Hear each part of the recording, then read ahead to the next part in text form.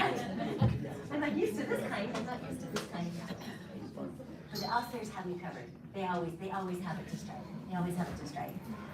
Welcome. We totally understand and recognize the sacrifice for you to be here. We're grateful that you're choosing to come and spend a little bit more time with us here so that we can set our year up for next year just absolutely amazing in every way.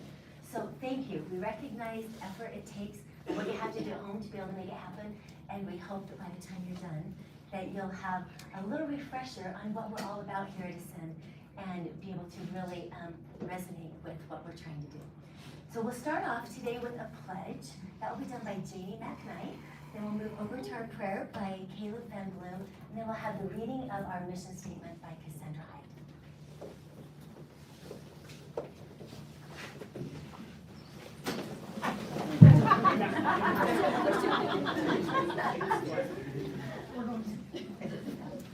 Pledge allegiance to the flag of the United States of America and to the republic for which it stands, one nation, under God, indivisible, with liberty and justice for all.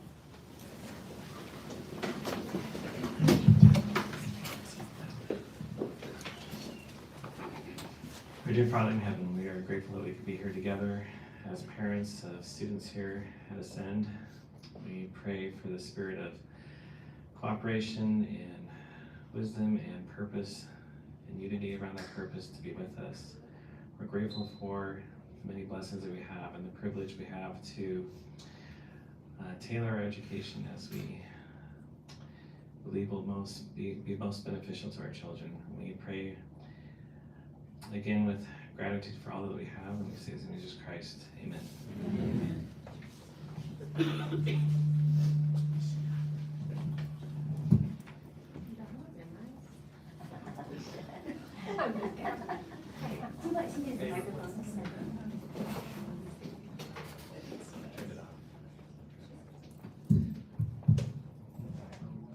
Homes filled with the spirit of learning, inspired mentors inspiring greatness and excellence, youth engaging in a grand adventure, we have great missions to fulfill.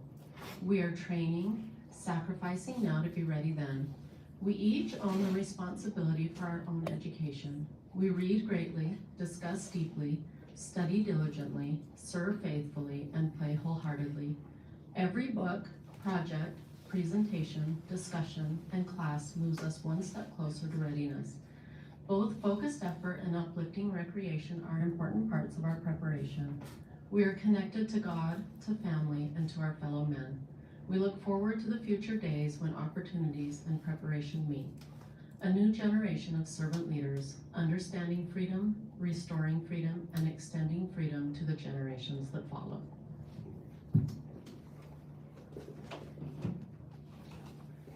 Thank you, thank you.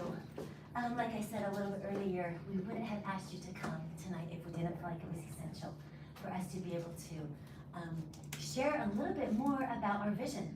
Let me tell you how this meeting kind of originated. There's two things that have happened in the last little while and where we felt like it would be very beneficial for us to spend some good chunk of time really understanding what we're trying to do.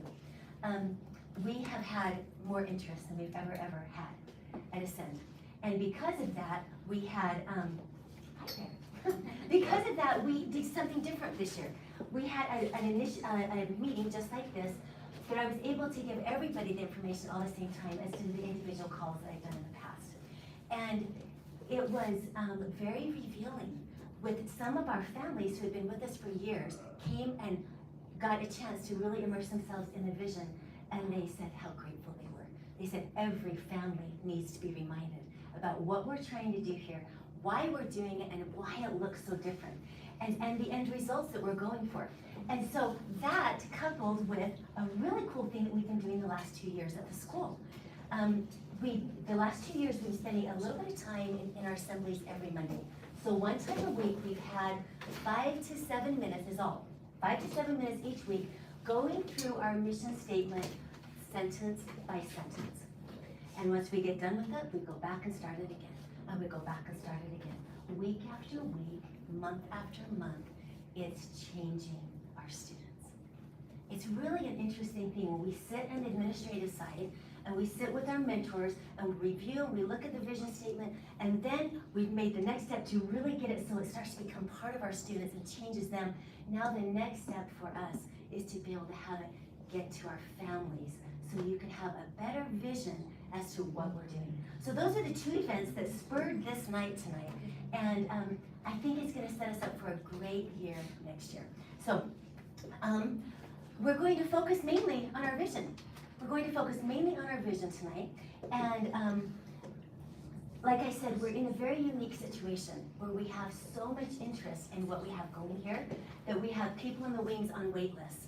And naturally, our number one desire would be that we're filling our seats here at the school with first students who really want to be here, parents who really get the vision, are willing to support 100%, and for those who are willing to do the work. And that would make it so we're just taking this all to the next level. And we're excited about that next step. The vision of a leadership education is very different than what most of us grew up with. It feels different, and it also yields a different outcome. We've been doing this for 15 years, and I will tell you, we've learned a ton. We're mavericking like no other. We don't know of anyone else who's trying to do the same things that we're doing. We're taking this individualized leadership education and putting it into a group setting with other peers, and it's messy. It's hard. We have worked like crazy. We've made a ton of mistakes. We've learned a lot of things that work. It's been an interesting adventure, major learning curve the last 15 years. And we've learned that we have to be able to come back to our vision with everything that we try to do. And so we actually have vision directors at the school. And that it consists of Jackie, and it consists of James and myself. And every experience we do, every staff training we do, every experience we're providing for our families, run through the vision. Because our default is something that we've never, our default is not what we're trying to create. The things that we experience, that's naturally you go back to, are not things that fit our vision. So we're creating all the time. Just for example, like our school trips that came about, Brooke is actually one of the main parts with this, came about at the time of COVID, met a need there, and then as these evolved, they turned into school leadership retreats, and they've become absolutely amazing. That is an example of how we've taken what we're doing, sifted through the vision to make it so it fits exactly with what we're trying to do. Oral exams are another thing. They look different than what we first started because we're trying to better implement this vision into everything that we do. So our job, that is our job with the three of us, and we spend a mass amount of time trying to figure out how to make this come to pass. But this is why we do it. Vision is so critical because it's where we meet in the middle. It's where families meet. This is where we come with the vision, you come with the vision, you meet in the middle, and then students come and meet. And together, when that all happens, there's an amazing amount of heart. And many times, when the vision is seen so clearly, right, it's hit really hard, when it's seen so clearly, and it's felt so clearly, we do everything it takes to bring to pass that vision. It's true, isn't it? When you see something so clearly, you feel it, you know it's part of your very core, you do what it takes to bring that vision to pass.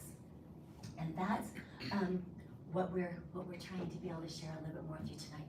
I am going to give you a major disclaimer. What we do here at the school is very messy. That's very messy. We're trying to do something we've never ever done before. We're trying to create this space that is so different, so it yields different things. And we do all of this with this beautiful ideals in mind to the best of our ability, learning as we go, making mistakes, bumping around, failing forward, and then when we do all of that, we add, might I say, I don't know about you, I don't have perfect kids at my house. I don't know about you. My kids are very mortal, they're very real, and they're going through adolescence and puberty all at the same time, okay? So we add these beautiful kids that are in the most rocky part of their entire life. Right? Would you want to go back to junior high? You could not pay me enough to go back to junior high. We're adding them to this mix in this structure, and it's messy. But just know that we are doing the very best we know how. to be able to bring to pass the truths that have resonated so strongly that we fight every day for. So we're going to jump in to this vision, and Jackie's been so kind to make, there we go. That's what she said. She's broken it down into every single, we're gonna get the words out. That's what she said. She's put her magic on it. And we'll go through sentence by sentence and see what this means for parents, what it means for the school, and what it means for students, how this ripples out. I'm sorry, I have kind of a, well, more than kind of, I have quite a frog in my throat. So, okay, so here's our very first line. It was very interesting when this came to pass, when James spent a ton of time on it. We worked on it together, but it was really a lot of what James came up with. This was the very first line.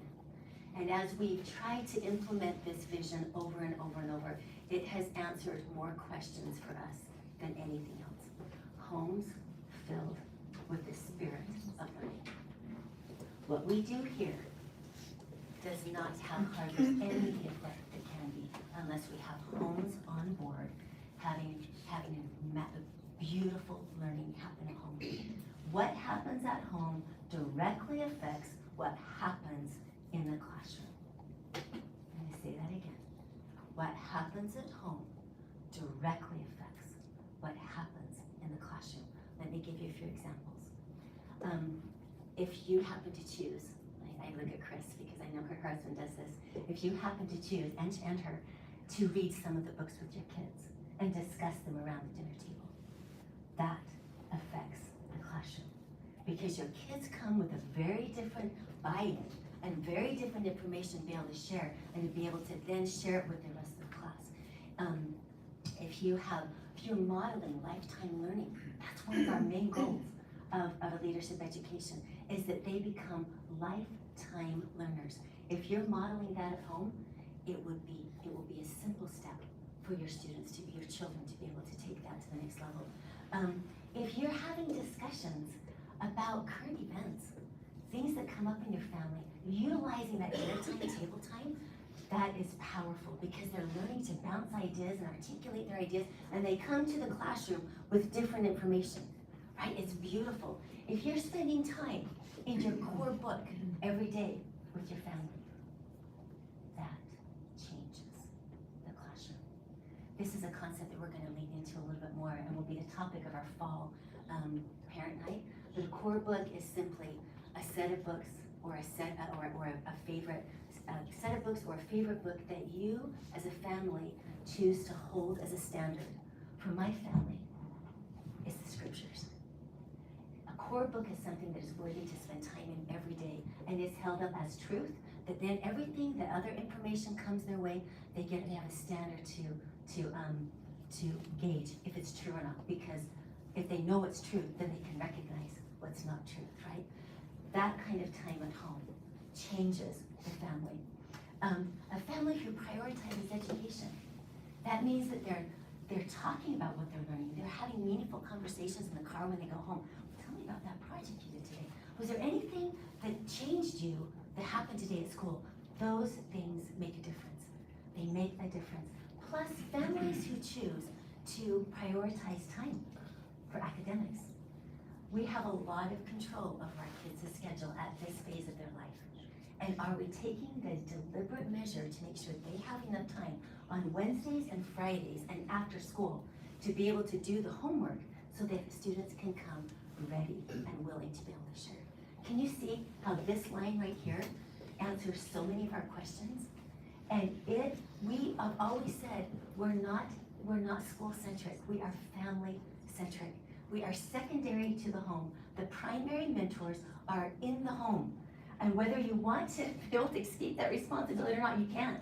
It is a God-given responsibility. You are the primary mentors, and we are hoping simply to be the secondary support. So that's a big part of this very first line. Okay, homes filled with the spirit of learning. Second line, inspired mentors, inspiring greatness and excellence. Can I tell you, beautiful men and women that your children get a chance to interact with every day, every week, is an absolute gift. have public and private virtue. They have spent decades preparing for this kind of opportunity, and they would not be here unless they believed with everything in their body that what they're doing is extremely important. Inspiring mentors mean that they never ask their students to do something that they have not done themselves or are not willing to do themselves.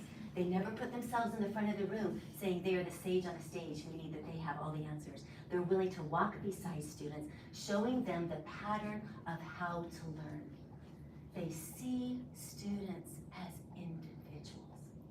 That's one of the most beautiful things I get a chance to hear when I have the mentor-mentor meetings, is how our mentors are cracking open your children and trying to figure out how they can inspire them one by one.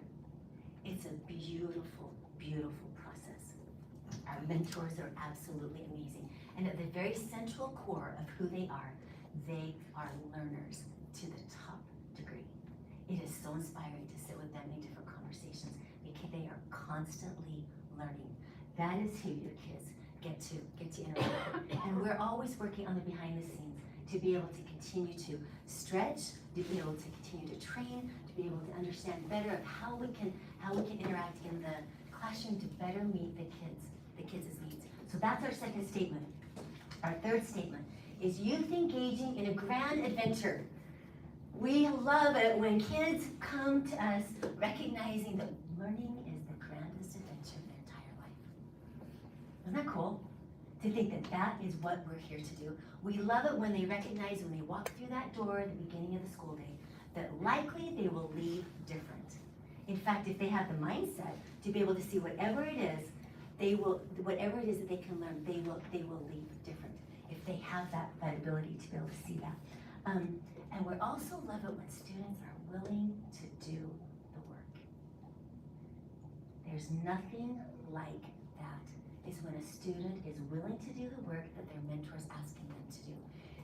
We had a past mentor, she was wonderful, Carol Griffin, and she would say there's no royal road to geometry, meaning it doesn't matter who you are. There are no shortcuts to be able to get an education or to learn a skill or to be able to do the different things. And when our students understand that learning is the grandest adventure of their whole life, school becomes a different space.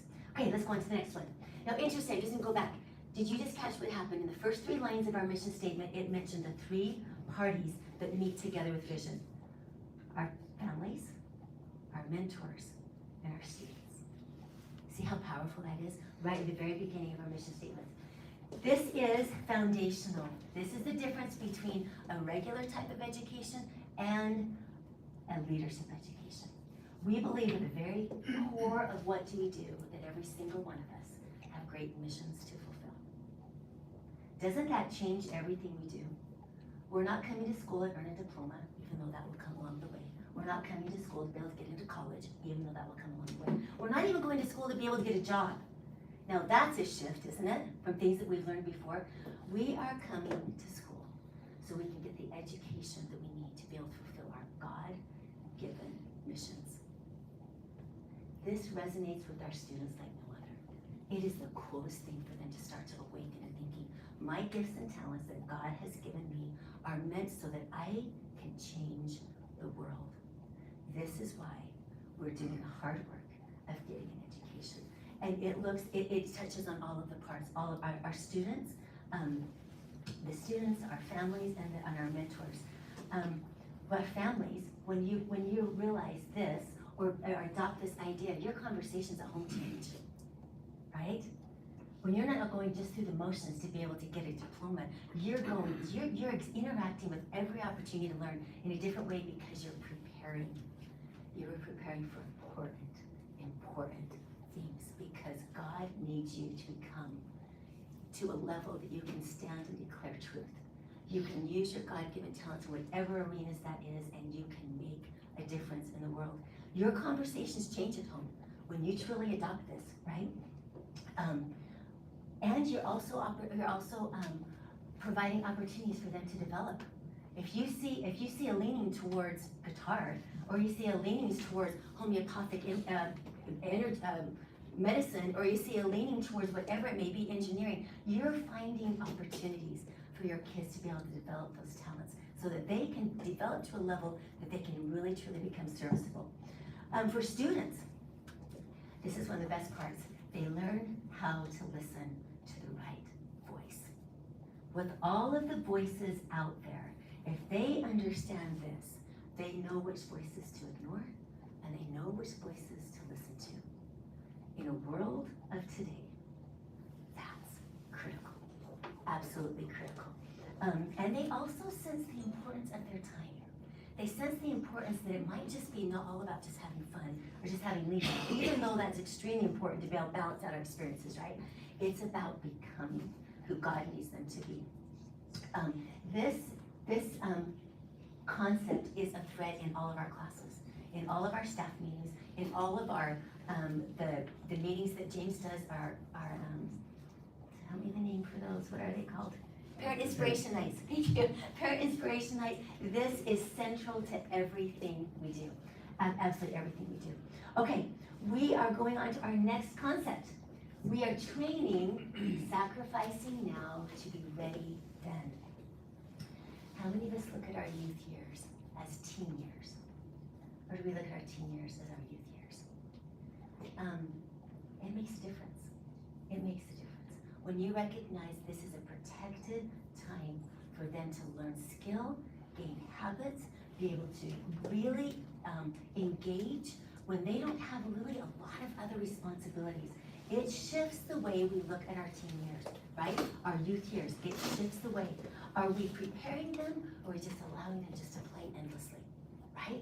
We want a good mix of both. I want to always, because it's super, super important, especially for teen years because those needs are so important. But we want to make sure that we're getting the time in, that we're training and preparing, spending the time in our studies so that we can be ready when the opportunity comes. And it will come. As we train and prepare, it will come. And it takes sacrifices. Many times for students, they have to make the choice. They're maybe not doing the thing that they want to do in the moment, but be able to do the thing that's most needed in the moment. Is that not a powerful thing to learn? All through the rest of their life to do what's really most needed and not necessarily what they just want to do. And really, they become really good stewards of their time because most of them want to do it all. I did. I still do. And so you become really good at your structuring your time where it's like, I'm gonna get my homework done, I'm gonna spend the time to be able to do here, to do what I need to do and still be able to have those other opportunities. From the mentor standpoint, we do our very, very best to be as prepared as possible, to be able to give extremely meaningful and good assignments so that this sacrificing becomes a little bit easier for them because they realize what they're doing is so important. Make sense? All right, let's move on. Let's go on to another one of our most foundational concepts. And this is not popular in the world either. We each own the responsibility for our own education. How many of you have fallen in the trap? I did. I had a really bad algebra teacher. I just cannot do algebra. I really did. I had a really bad algebra teacher. It's very, very true. I didn't understand this concept. I didn't understand in my junior year of high school, or whenever it was I did algebra. I didn't understand that it really was my responsibility. Whether my teacher was giving me what I needed or not, it was my responsibility to learn those concepts. And this is central to a leadership education because it creates ownership. It makes the difference when a student walks into a class if they're going to actually learn something in that class or walk out of the class unchanged. Because if they come in realizing that their education is their own, they show up in a very different way. James has a fantastic saying that he uses all the time. When a student will come to him trying to figure out what's expected for an assignment or whatever else, and he says, well, it's your own education. What are you going to choose? Is that not powerful? It's your own education. What are you going to choose to become? Recognizing fully what you put into something is what you normally get out. When we can get students to buy into this concept, we start to see bare minimum just slip off, right? Because they're realizing the only person that's cheating is themselves. Make sense? And as parents, when you can say that, when you can have conversations, I will tell you, your kids are gonna come home grumbling half the time. It's part of human nature. They don't want to be stretched. They don't always want to overcome. They always don't always want to do that hard thing that's going to take them to the next level so they have capacity to do the next hard thing. They don't always want to do that. But if we can respond in ways that is encouraging, say, yeah, it's your own education. What are you going to choose to do here? Let me sit down and help you. There's something so powerful about that let's get you over the little humps. You can do it on your own for the next thing. Not do it for them, but get them over the next little thing to inspire them so they can do it on their own. Let's see if I've covered everything.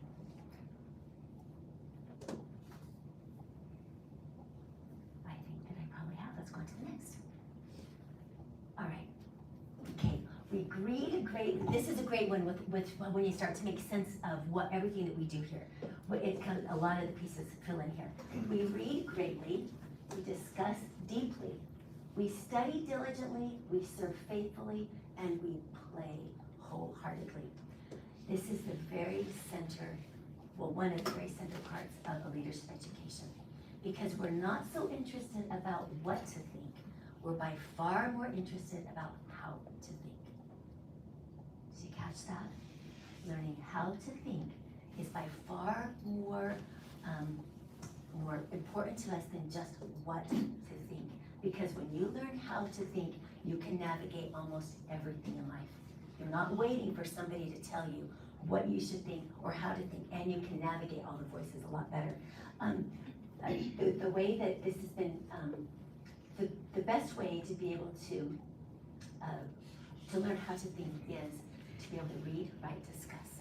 It's a simple formula, done in every kind of order. Sometimes we write, read, then discuss. Sometimes we discuss, then we read, then we write. Any order, any combination of this, reading, writing, discussing, is one of the most simple formulas to be able to create somebody who knows how to think. Month after month, year after year, it creates a different kind of mind. You won't notice an awful lot in the early years, but when they reach into high school, you're recognizing that these kids think differently because they've had the chance to just do that simple formula of reading, writing, discussing. So when we have this word, I love this word, we read greatly. That doesn't just mean that we read a lot of books, which we do, right? You guys know we read a lot because that's the best way to be able to get information into your body and your mind and your heart to be able to process.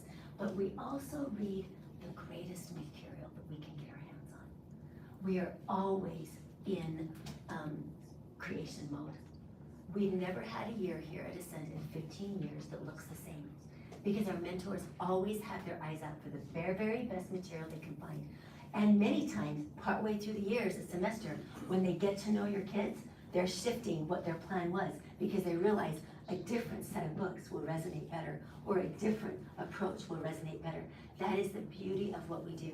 So when we say we read greatly, it doesn't just mean we read a lot. We read from the very best books and resources we can find. And some of that means textbooks. Some of those means textbooks because we've realized that in some of the more skill-based topics such as science and math and language arts, it'd be silly for us not to use some form of textbook, right? But we use them in a way that gets us in a different place and because it builds skill little by little. And it's a really important part of balancing out that our library studies, which are the history, literature, leadership, and government, it balances that out so that they have the skills. When they come to do this, they know how to write, they know how to be able to articulate, and it balances each other out really, really well. We discussed deeply, we've already touched on this a little bit. There's nothing that serves us better, nothing that prepares us better for discussion as when we get the work done. It falls flat in a classroom if the reading has not been done because there's nothing for them to work from. When they come prepared with their reading, they have everything they need to be able to create amazing discussions. Discussions are meant to be able to articulate ideas, hear other people's ideas, shift ideas, and then we write about it to be able to cement our ideas. That combination of reading, writing, discussing is absolutely magical. And our mentors on our end are always trying to figure out creative and great ways to make those elements come to life. We study diligently, we've talked about that a lot. There is no shortcut to getting a world-class education. It requires studying. We serve faithfully. This is one of my favorite parts. If what we have going on here and here, with all of the great material we have, doesn't change what we do here, we fail, right? If it doesn't come out in our actions in some way or another, we have failed. Because the whole point of becoming and learning and having this all happen in our minds and hearts is so that we behave differently. And so this is a great place for families to come in. We find ways to serve here in some formal, some less formal. We see serving each other all the time.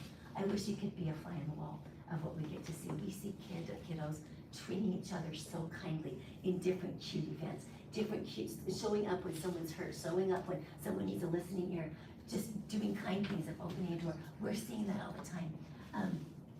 But we want to give them a heart so that when they see a need, they have courage to do the deed.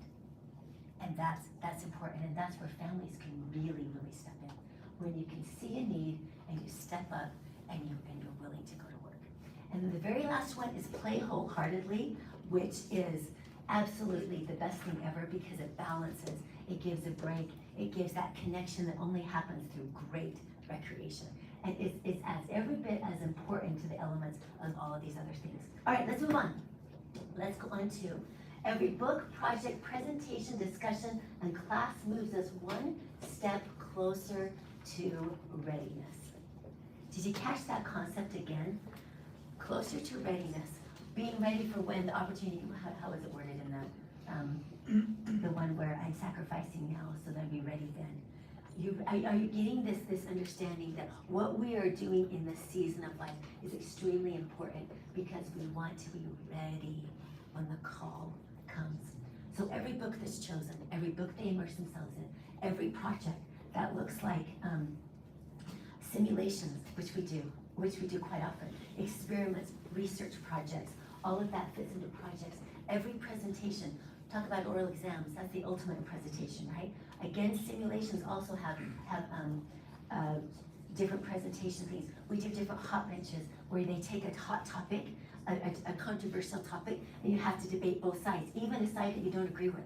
That turns into a really awesome presentation and kind of a game shifter for a lot of people as they have to be able to, work through complex issues. And every class, and what happens inside our classes is magic most of the time. It really is absolutely amazing. And that's when a lot of that discussion, a lot of the things happen. So they all move us closer to becoming who God needs us to be. Let's move on to the next. Both focused effort and uplifting recreation are important parts of our preparation. At the beginning of every year, almost every class spends some time learning how to study. That's a critical thing to do because if they don't know how to study effectively, first, it's cumbersome, it's not very fun, but it also doesn't keep balance. And one of the most important things that Mr. Malmstrom has taught is the idea of a Pomodoro. Am I saying that right? I say it right? Where you have focused effort for a little while, and then you take a break. And you have focused effort, and you take a deliberate break. It is good for the brain. As you understand that at home, you can help them navigate what they need to be able to do. Spend 20 minutes working on this, then come make some cookies. Do this and come do this. Go for a walk the dog. Play a game with somebody, come back to the studies.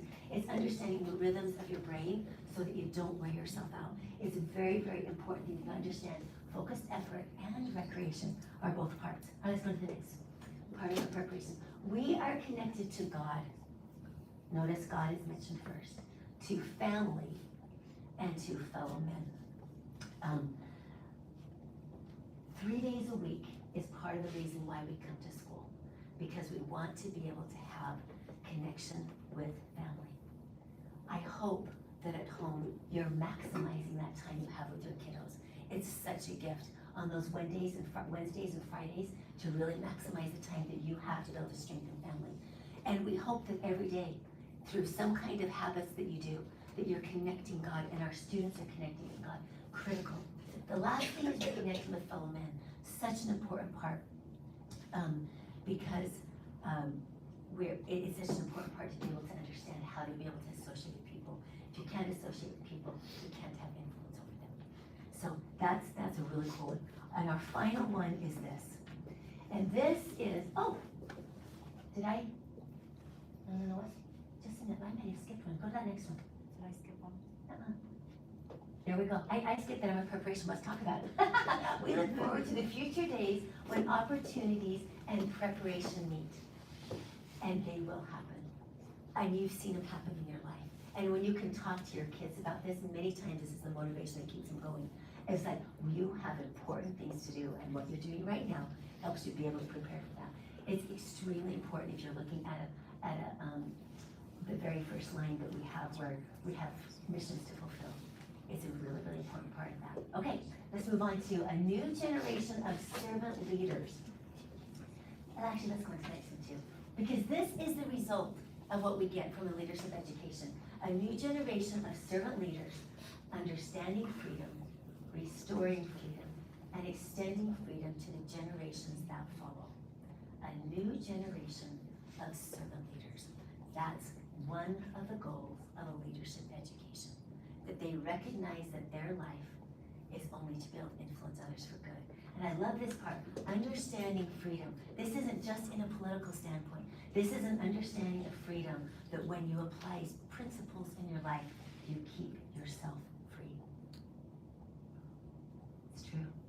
When you have the discipline to be able to do freeing principles and freeing practices, such as obedience, discipline, taking care of your body, understanding who they are and what God wants them to bring, what He wants them to be, it brings freedom at a whole different level.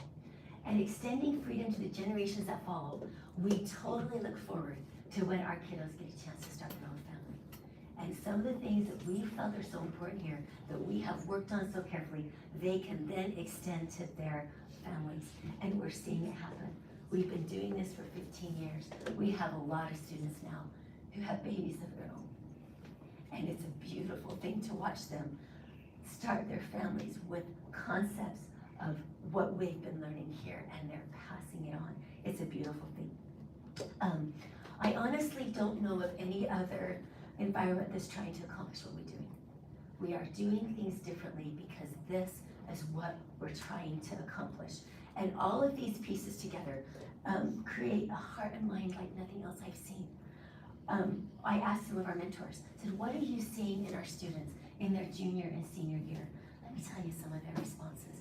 It was heartwarming. This is what they see. I see a sense of mission in our students. I see a sense of identity. I see that they want to become lifetime learners. I see that they're open to new possibilities and new perspectives. They look at the world differently.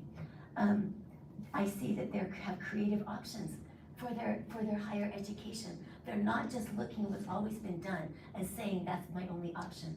They're looking and going, what option is best for me and how can I best accomplish it? They have better study skills. They know how to focus, and they know the importance of study. They celebrate differences in each other, not necessarily compare each other. Of course, we all tend to do that, right? But they have been trained by different experiences here that they celebrate differences in others. They understand the importance of family. They are well spoken. They speak with a different vocabulary than we find with most youth. They're critical thinkers, they're principle centers, they're poised and confident. They can interact with all people, not just those in their own grade. They can interact on all kinds of levels. They understand they have spiritual growth, they spiritual gifts, and they're willing to nurture those. And one of my mentors said, and I think it's very, very true, she says, in all things, all the circles I associate with, I actually have my very best conversations with my 14 and 16-year-olds here at Ascend. I can't talk these kinds of principles in many other places, but I can here with these students. What we do works. Doesn't mean that we can't upgrade, it doesn't mean we can't get better, and we always will try to do that. But we've been at this long enough that what we do works, and it's a beautiful thing to watch. Can you see why we're so passionate about what we're doing? This is what we're giving our life to. Honestly, this is what we're giving. We are trying so hard to be able to develop men and women of virtue and strength who are ready and willing for whatever opportunity to come in their life. What we do is so important. It's so important, it matters. And we are doing our best on our end to be able to create this kind of environment. And we're inviting you to do your very best on your end to be able to join this kind of environment so that your kiddos can get the very top opportunities and the most benefit from all the different things we're doing. The reality is this: we set this structure here at the school the very best we know how, and we're learning and growing in that process like we told you. It's messy, but what we do here is upheld at home. I'm going to repeat that again because it's critical in our understanding. What the structure is we have here is actually upheld at home and only works with the input with the families. There's no other way. We don't have your kids long enough, and we don't want your kids any more time because we reckon, no, we love them, we want your kids. In fact, the number one thing we have from our mentors is they just wish they had a lot more time. But the reality is we recognize the importance of being home is so important. But what we do is upheld at home. And even the way that you respond when a student comes home grumbling, if you can respond in ways that holds his vision, it changes everything for your students in the classroom. It's just that whole opportunity of saying, gosh, that's hard. Yeah, that does seem a little bit more than you can do. Let's figure it out together. It's a powerful concept to be able to help them, to be able to hold what we're doing. And what we do here only works if there's a high level of trust. That means that we can trust what you've committed to do, and you can trust that we're going to do our very best on our end to be able to do what we're trying to do. We really want to be able to move at the speed of trust, at the absolute speed of trust. So we're going to go over to some of the basic commitments that you've made with your students and bring those to the forefront of your mind and kind of let you know how important they are. And these are all the commitments that happen during the pre-registration days. Just a little side note. Our pre-registration days are already on the calendar. Please mark those. There's 2 different days you can come. Please put those as the highest priority to your summer's plans, because what happens that pre-registration day is critical, because we go and we review again with their students. And before that pre-registration day, please take that opportunity to teach what it means when you make a commitment. What does it mean when you sign your name to something with your students? That means everything. And it makes what we do and the space we're trying to create actually work. So just reviewing some of the things. It is magic when students come in and willingly put their phones away. And most of them do by now. It's beautiful. Without even being reminded, they come in, they put their phones in. Some will come in at lunchtime, and sometimes we have to remind them to put them back, but by and large, it is magic when they can just put and be completely free from technology. What other space has that? It's incredible. Many times we sit from our office window, which they can't tell that we can see because there's that funny reflective thing on it, and we just sit and watch these kids at lunchtime playing spike ball, or out there doing gaga ball pit, or throwing a ball around. All these things that don't happen when they're connected to technology. And they're playing, they're connecting, they're looking each other in the eyes, they're sitting in a circle, having lunch together, visiting, and it's beautiful because we don't have technology in the way. So that's a beautiful thing when that happens. It is so refreshing when students come dressed to learn. That we don't have to remind them what they're supposed to do, the way they're supposed to dress. When you've done the check at home and they show up in attire that is dressier than what they might normally be wearing, because that turns the brain on in a very different way and it preserves our environment. A little side note here. For next year, we're making a slight shift for our dress code. And this is so slight. We've done it before and we've realized that it worked better than what we've done. We're going to go back to only wearing sweatshirts that are Ascend sweatshirts. It's just too hard for us to navigate all the varieties that come in. And so that's an easy shift. We have so many awesome, thanks to Amy, we have so many awesome sweatshirts. I have like 7 now. They're awesome. All these sweatshirts these kids can use of varying weights and everything else. If they want to use a sweatshirt, just have them wear this Ascend sweatshirt. That's going to eliminate a lot of the gray area for us. So we can go back to that next year. We have a closed campus to be able to have our students safe so that we know where they're at all times. We are expecting our students to arrive on time.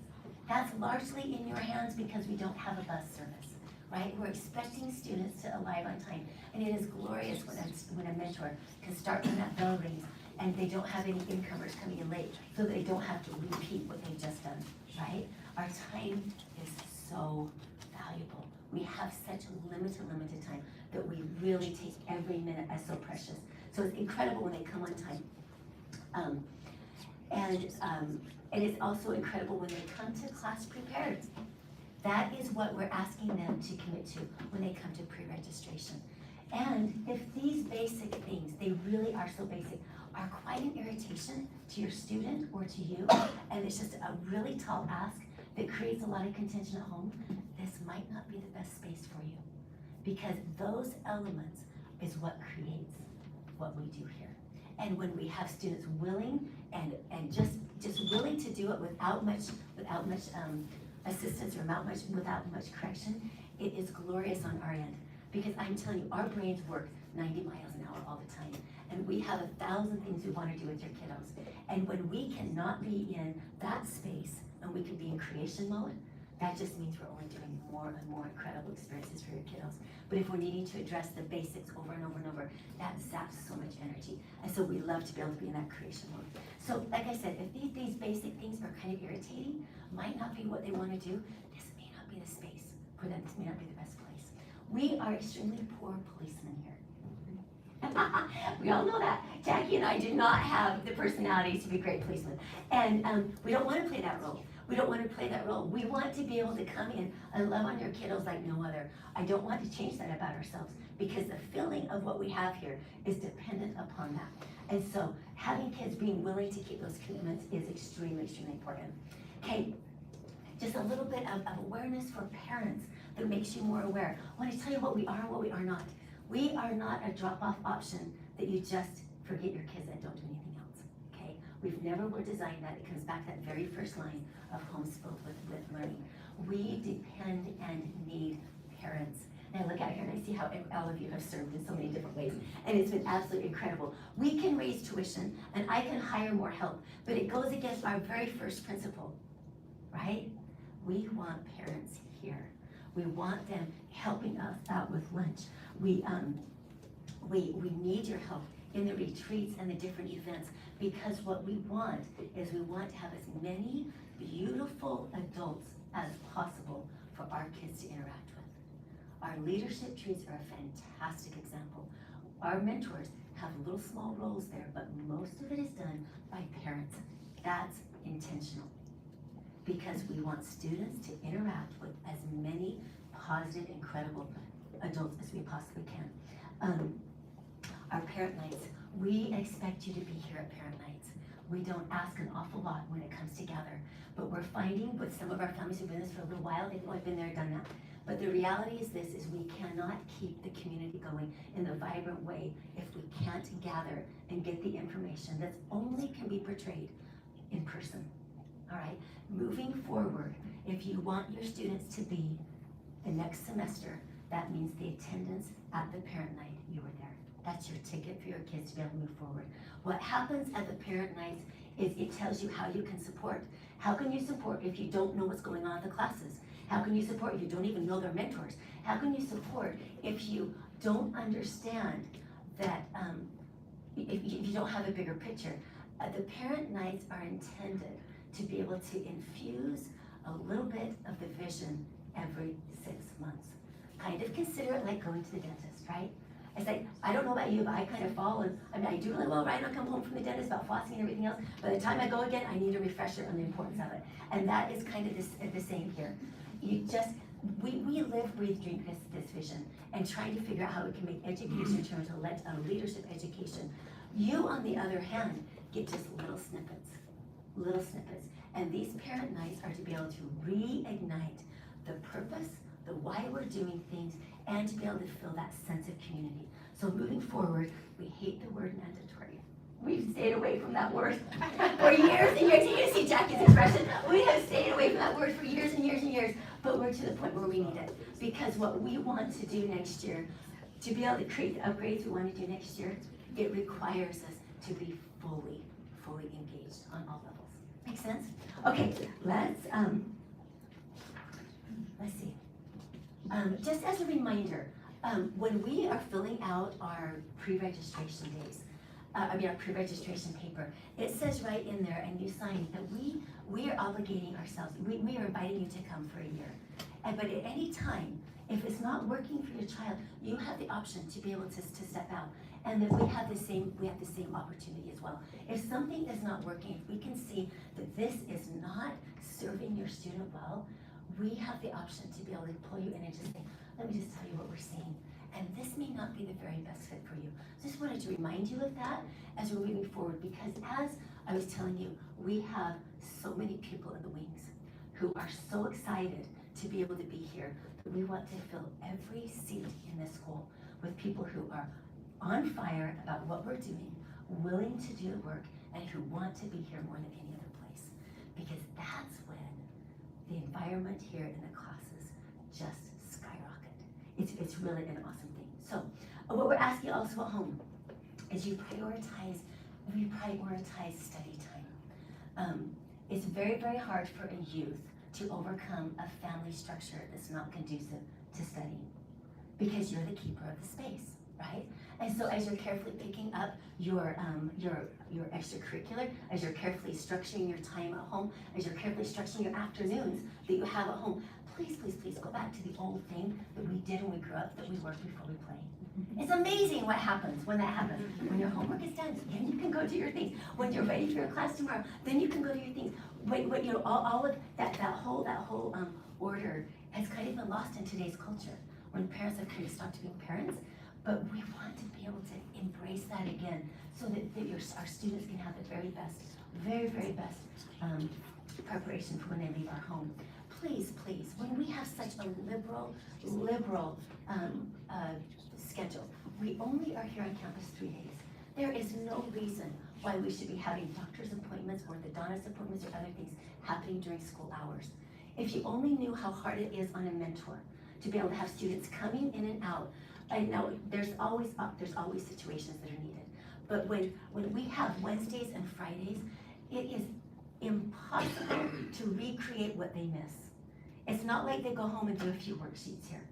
They are missing discussions that are then built upon from there on out, and if they're consistently missing time, pretty soon they just are completely lost. In fact, we overheard a conversation just today of a student, and I thought, this is so sad. He says, I am so nervous for orals. I'm so nervous for orals. I'm not ready for them. I've needed to go, and I've missed so many days here and there that I am not ready for orals. And I thought, how interesting what well-meaning parents do, not understanding the cost it is for their students when they are missing school time. So we ask that these few days a week and our liberal vacation schedule, that you can incorporate those into your family times the very best you have. It is impossible for a student when they miss a week or more to ever get caught up with this kind of education. It's possible in other environments, but not here. We've watched it over and over and over. And so please prioritize, value the time, put it at the top priority you can. What we do here is just so important. And we want to infuse leadership, it's just so important. I do want to come back to the messiness of what we're doing. This is, oh goodness, I had it written down here because it was really cool. This is probably the most extreme learning environment there is. And I would even go as far to say it's a laboratory. We are always trying new things to be able to improve. And it's not just for students, it is for us and for mentors. We are bumping around, we're learning, we're failing forward, we're learning that this works, we're learning this doesn't work, and our mentors are doing the same thing. The greatest growth is actually probably on our part. And we know that it's not always perfect, but we are doing everything in our power to be able to make this vision come to pass, because our kids are worth it. They're absolutely worth it. This is not just any environment, it's a strategic educational form. And we want families to be able to run to this, not just try to escape something else, not just try to run away from something else they don't like. We want families who see what they see, what we talked about, feel it as very part of their core and saying, that is what I want for my student, and I'm willing to sacrifice for it. We absolutely love what we do here. We love you. We love your kiddos. And it is so absolutely rewarding for us to be in this messy process. And we fight for it. It's the hardest things we've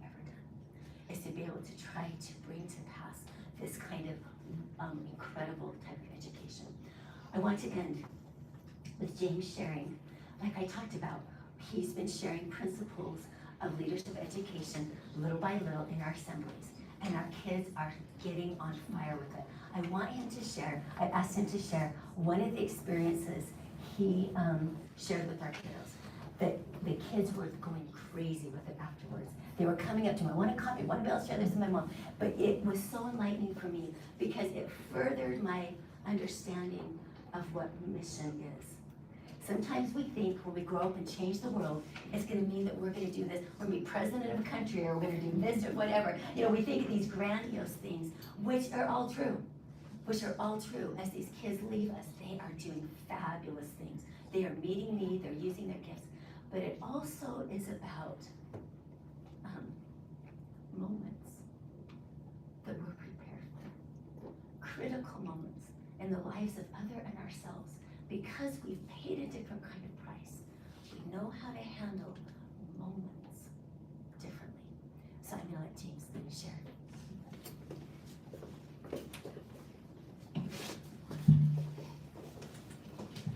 We will go a couple slides. Oh, not that many.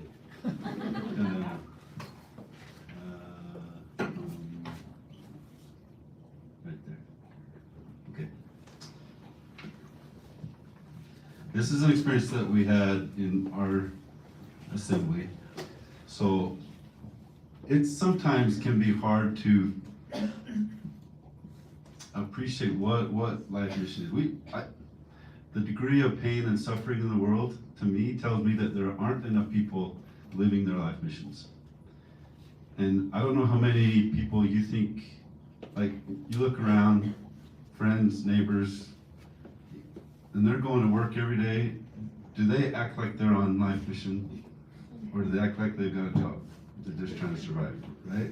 How many people do you have front and center in your kids? You can show your kids that person's living on mission. That's what it means to fulfill your life mission. How many are there? There aren't a lot in my world. So it can sometimes feel a little bit abstract. Like, what does this life mission mean? If we don't have enough people in our lives to see what it is, we have to kind of figure out a way to visualize that. And that's what this exercise was, to try to help the students feel like this is real. Someday in the future, this is what it's going to look like. This is what it's going to feel like. So I prepared a visualization, because for me that's how I see and feel. My mind can feel like I'm there, right? So I'm going to ask you to do the same thing that I did with the students, except when I say you on here, you're going to picture your student, your child. So imagine the chairs aren't here. The whole school is sitting on the floor listening to this. So just picture your child here. And when I say you, it's your son or your daughter. You're like this fly on the wall. You can magically see into this room when this is happening. I just want you to try to visualize them and see if this will bring some more meaning to what we're trying to do. Fair enough? All right, so I'm gonna have you close your eyes and take a big deep breath and hold it, and then exhale. Take another breath and hold it, and then exhale. And just breathe normally. Picture yourself 15, maybe 20 years from now. You're not a student anymore. You're living your life mission. You wake up before your alarm, not because you have to, but because something in you is ready. There's purpose waiting. You stretch. The room feels calm. Light is coming through the window. It's early, but you're awake, not rushed, just steady.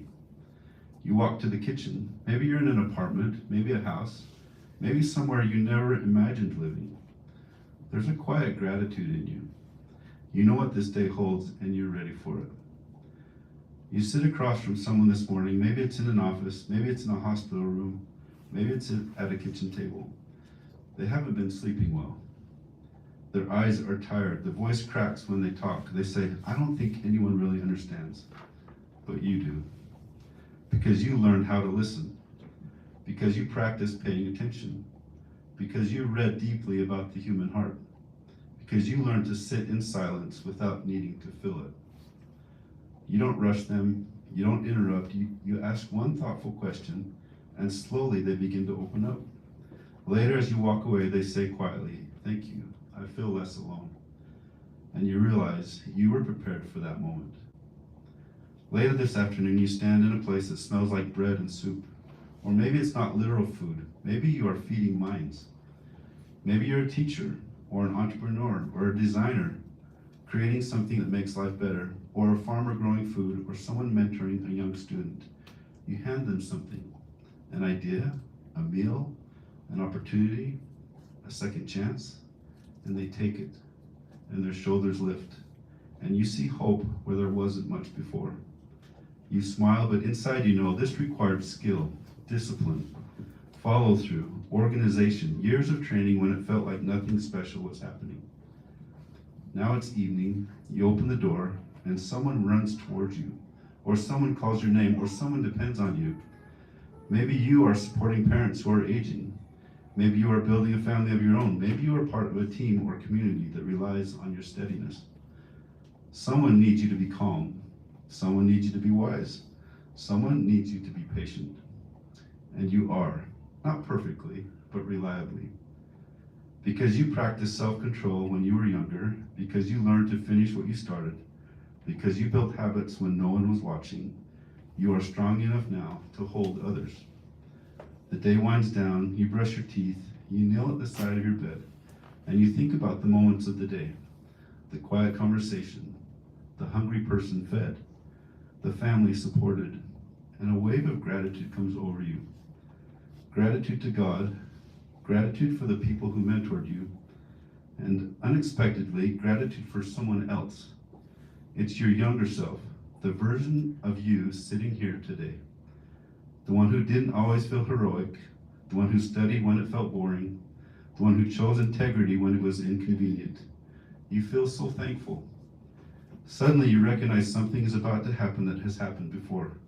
There's a download from heaven coming. You stand up, grab your journal and a pen, and sit down to write. Dear younger me, you don't know me yet, but I know you.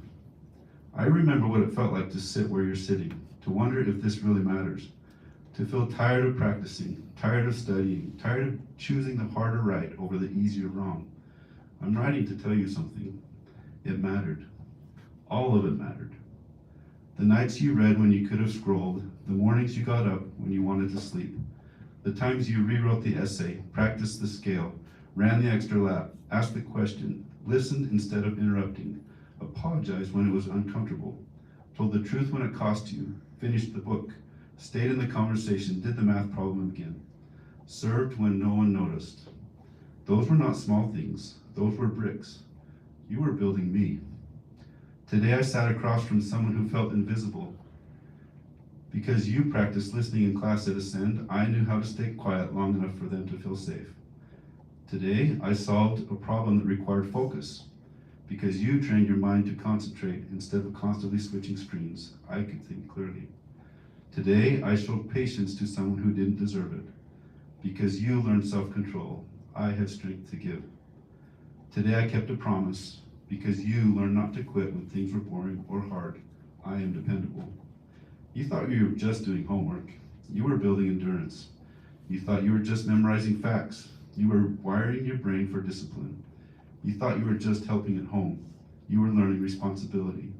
You thought those sacrifices were small. They were seeds, and I am living in the harvest. There were days you felt unnoticed, but heaven noticed. There were days you wondered if the training was worth it. Trust me, it was. I am standing in moments you once dreamed about, and some you never imagined. And I am ready because you chose to be ready then. So tomorrow morning, when the alarm goes off, and you don't feel extraordinary, get up anyway. Stay in the story. Do the hard thing. Practice again, read again, serve again, choose courage again. I am waiting for you here, with gratitude, with purpose, with a life that matters. Thank you. Love, future you. Okay, you can open your eyes now.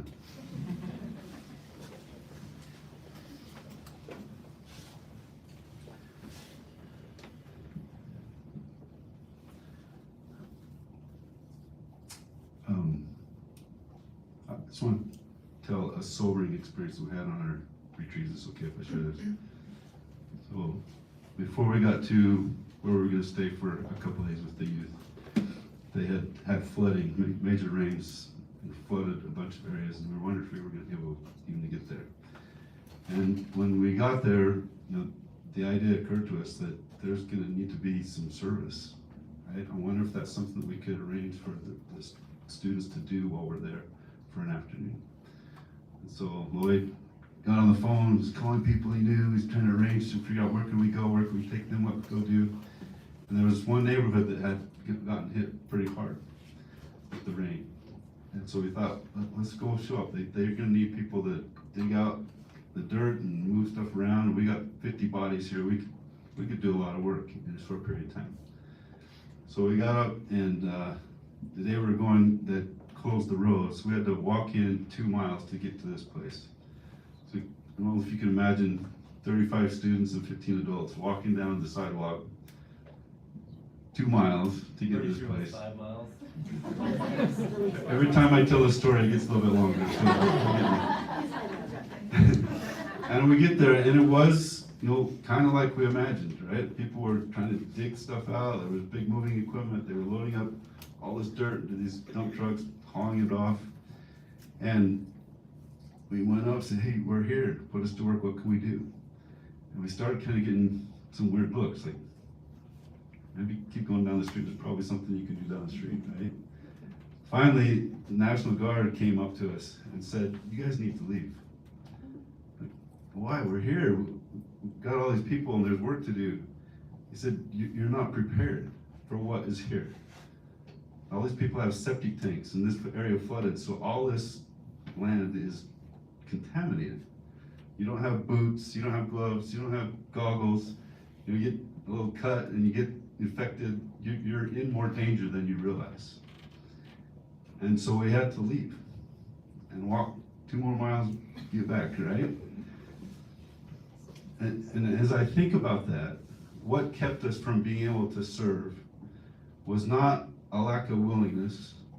The students were great, they were so excited to do that. It was a lack of preparation.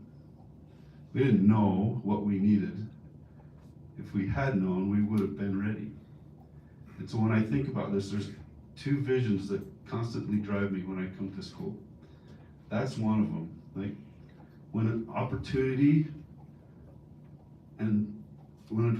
arises in the future, will their preparation be ready to meet it? Or will that opportunity go and someone else has to be there to do the work, right? Or is this the vision? That if they pay the price today, they'll be ready then. And the opportunity that awaits them, that God has planned, and it's going to be amazing, they'll have the key to open that door of opportunity and walk in and reduce a little bit of pain and suffering in this world. And that's what keeps me coming back here. Thank you.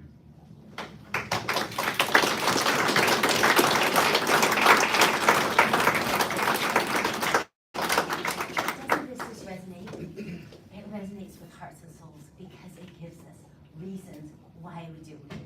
Thank you, thank you, thank you. We have one last announcement by Jenny Earl. There. And as we're looking at upgrading what we're offering in math, we have one just announcement that we're going to give a lot more details in the future, but just want you to be aware of. Yeah, because I love math, so. As I travel around, I get to travel around the state with education all the time, and I'm always like, my favorite thing is, first thing in the morning, I get to teach an algebra class, and then I get to deal with politics all day long, so it is my favorite thing. And just, I gotta start with a little joke here, a math joke. Which knight created the round table? Circumference did. So, okay. Anyways, so we want the kids to get started, and if our math mentors when we start at the first of the year, we often have to fill in blanks for about 6 weeks, sometimes a little longer. And so we've been thinking, what can we do to prepare so that when our kids come in, we're not spending the first 6 weeks? Because right now I'm looking at my math book and I'm like, what do I need to do before the end of the year? And I've got about 2 months left, but I can't get to it. And that's because we choose to do the 3 days a week, and actually math is 4 days a week. We kind of fought for that right from the start, because you have to be consistent enough that it's gonna stick in there long term. Our memories don't work. That's how the memories work, right? So what we're gonna do, and we don't have all the details worked out, so don't ask me any questions, okay? Give me about 2 weeks, but for $10, we can use Alex and we can put together what I would consider a preparation for the fall for most of our kids. For some of our kids, it will be a reteach, and for some of our kids, it will be filling the gaps, okay? And that's just so that when we start on day one, we're not clearing out some cobwebs and trying to stretch a little bit. We're actually starting with some kids that have already stretched and they're ready to start with a little bit of a run, okay? There's things you can do during the summer. I'm just gonna talk math, but there's things you can do during the summer.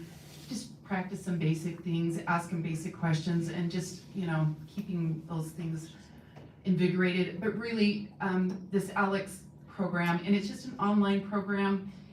We'll put some modules and say, these modules, if you're in this class, could you please just finish these by this date, right? And it'll be sometime in August, so if you choose to not look at it till August, your child will have 2 weeks to look at it and to do it or whatever.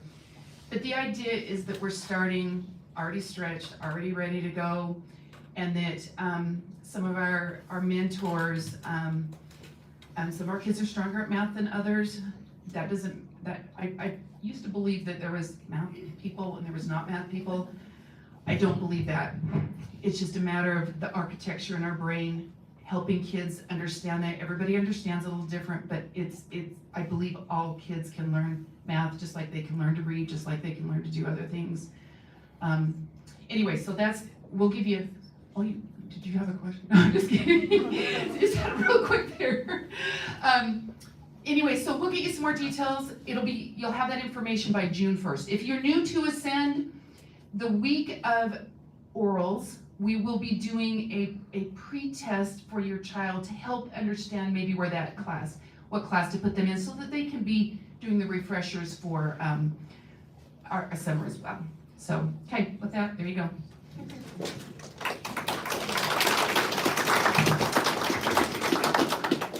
All right, we are finished. Thank you. Hopefully you feel like this has been time well spent, to be able to get a little deeper understanding of why we do what we do and why it looks so different because of the results we're hoping to be able to get at the end. Just know that we value this community like no other. It is so cool. That's said and done, that's a lame word. It is so rewarding to see people come willing, able to be able to contribute, to be able to make a great experience for our kiddos. We love you. We love your kiddos.